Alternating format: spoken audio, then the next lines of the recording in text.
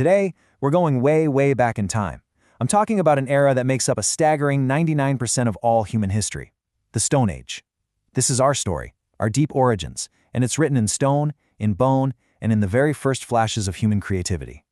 You know, it's hard to really wrap your head around just how long the Paleolithic era was.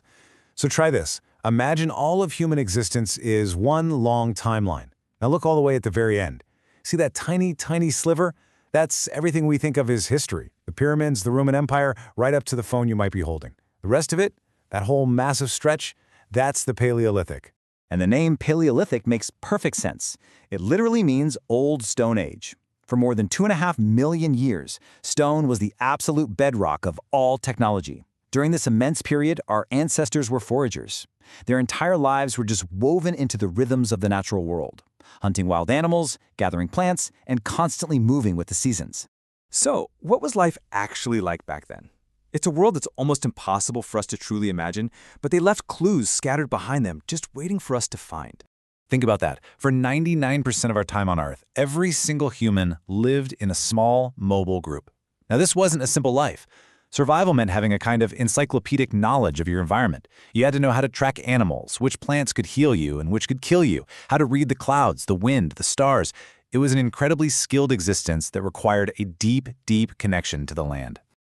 To really get this, let's zoom in.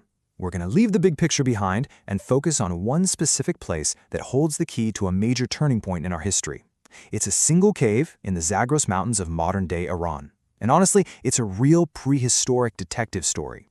Okay, so archaeologists digging at this site, Pebdik Cave, started to uncover a story written in layers of dirt and rock. The location was perfect, a strategic crossroads that gave ancient people access to everything, the mountains and the lowlands. But the mystery was, who lived here? And more importantly, what happened when two different kinds of ancient humans might have come face to face? The main clue comes down to two completely different toolkits they found. In the older layers, you've got these Mousterian tools. They're these versatile, flake-based tools often linked with Neanderthals. But then, in the newer layers, something totally different shows up. These sleek, blade-focused Baratosanian tools. This was the tech of modern humans, Homo sapiens. It was way more efficient, way more standardized. So the big question is, did one just slowly evolve into the other, or did a whole new group of people show up? Well, the evidence from Pebdik Cave points to something really dramatic. The change from one tool style to the next was sudden, abrupt. As the researchers put it, there's little chronological overlap. That strongly suggests this wasn't some slow, local change. It's way more likely that modern humans, carrying their new technology, were on the move, expanding into the region. But you know, the biggest change wasn't about the tools they held in their hands. The most profound, the most game-changing revolution of the Stone Age was happening inside their heads.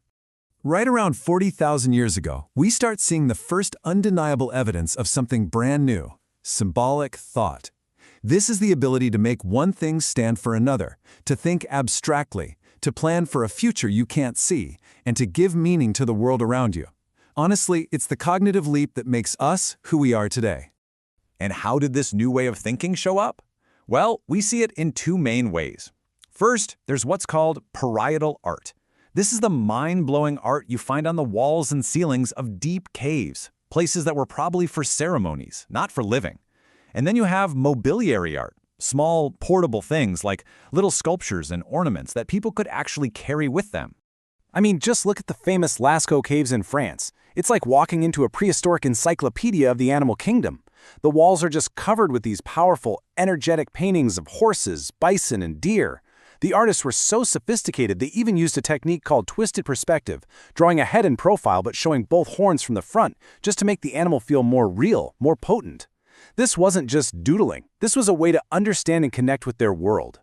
And here's the really cool part. This creative explosion wasn't just happening in France.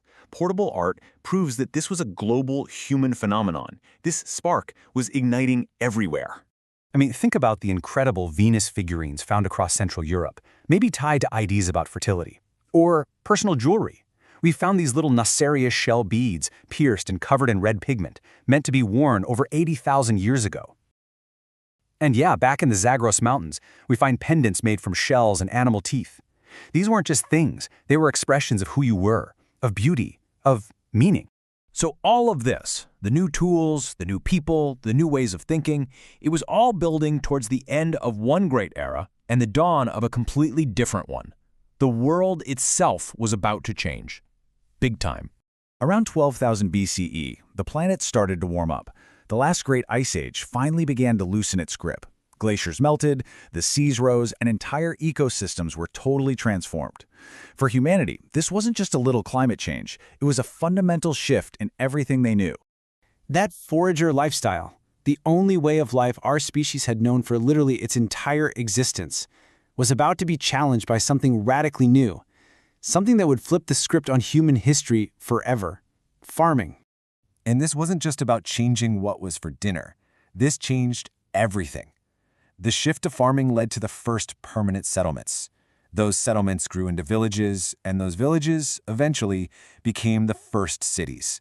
It laid the groundwork for, well, the entire world we live in today. The end of the Old Stone Age was truly the dawn of us.